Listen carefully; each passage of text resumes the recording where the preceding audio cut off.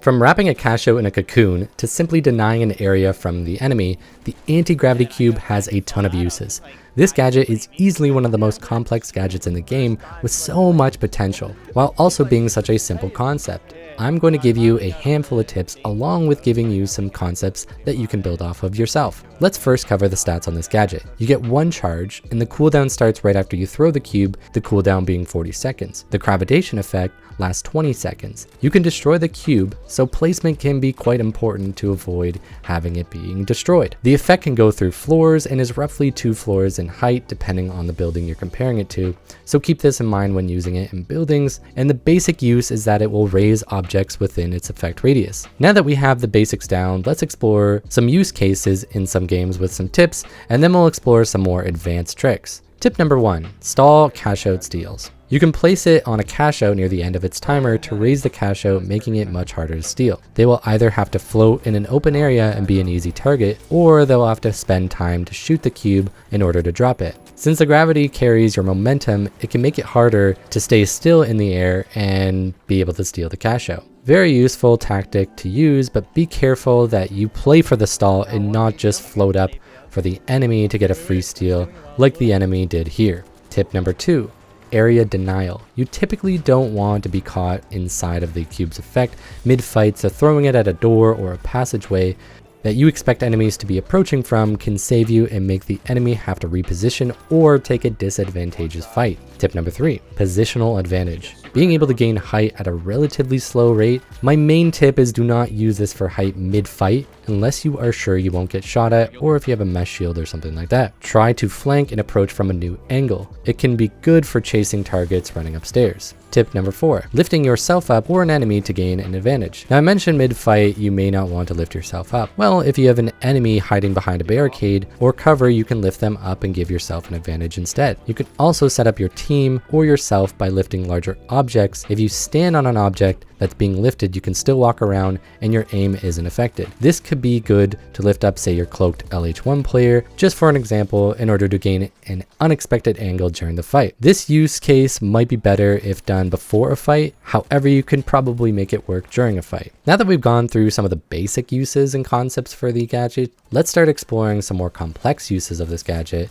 and some stuff that might complement it with the other tools in the game and provide some really cool combinations. The cocoon, a strategy where you can lift a cash out into the air, let it reach the roof, and then cocoon it off to help secure it. And this will also confuse the enemies. This can be broken, but if you guard it, you can shoot them while they try to break it. Either way, they will have to find a way to deal with this. A big reason why this strat is useful is to prevent the common tactic of blowing up the floor below the cash out to drop it. The cocoon will keep it on the same level until it's broken. You can also rise a cash out to a floor above. Now typically we play below cash outs when we want to drop it. Well, with the dematerializer, we can now open up a hole for the cash out, raise it a floor, then close that hole. Repeat this to put the cash out on a roof if you want, dropping the cash out off of a moving platform. The anti-grav will lift the cash box, but since the platform will move the cube, the cash out will just kind of fall off the platform. This is useful for setting up a defense if you don't like the platforms, or if you're trying to steal it and you want to steal it from a different position. This really depends on the situation that you're in. Carry your momentum. If you slide into an anti-grav, it will actually carry your speed and can be used to enter fights a little bit faster. You can also slide into the subscribe button faster to support me. Make revived opponents struggle. When you see someone get defibbed, it's a very clean counter to just throw your anti-grav right at the moment that they are revived in order to make their escape much harder. Gateway can create a passage for you to throw the anti-grav into in order to stall the cash out from a further distance. This kind of branches off of one of the earlier tips. Sometimes that one ledge is just a bit out of reach. The grav cube can help you reach that distance a lot easier. Hopefully these are some fun concepts to get the creative juices flowing. Be sure to think outside of the cube and find ways to win your matches. This game may at times feel one-dimensional, but there's so many cool combos and ways you can approach the finals, which is why this game is so much fun.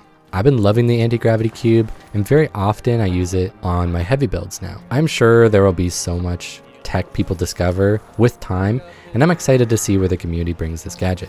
I'd like to thank my YouTube members Melly Joyce and TJ Burke. Comment below any cool tricks or ways that you found to use the anti-gravity cube. Be sure to get creative in the arena, and I will see you in the finals.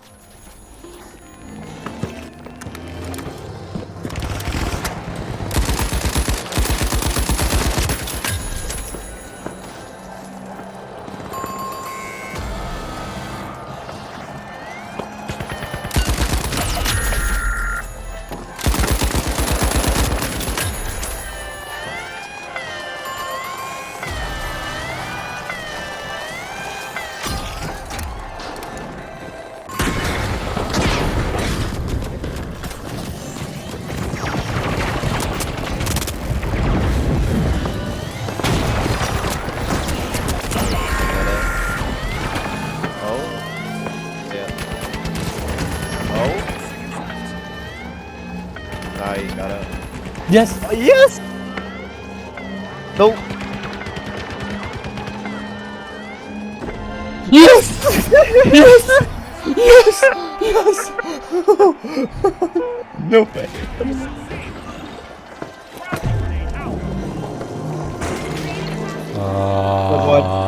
Go, go, go. The retros are responding and hoping to recreate those glory days. With barricades to try and block it. There we go.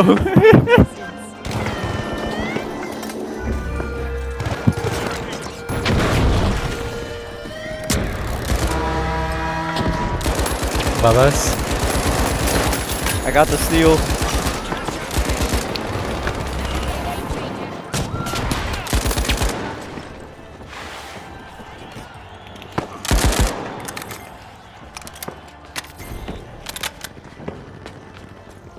Oh, there you go. I'm back up for the steel.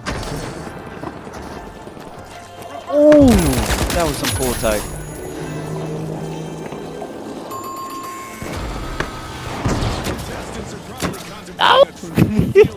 At least in high jump, as our low gravity event continues. Wait, wait. His teammate spawned right there, and his teammate shot at him. So I had me confused for a second.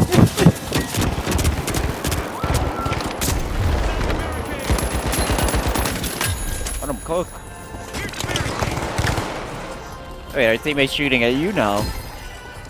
Do people not know who's on who?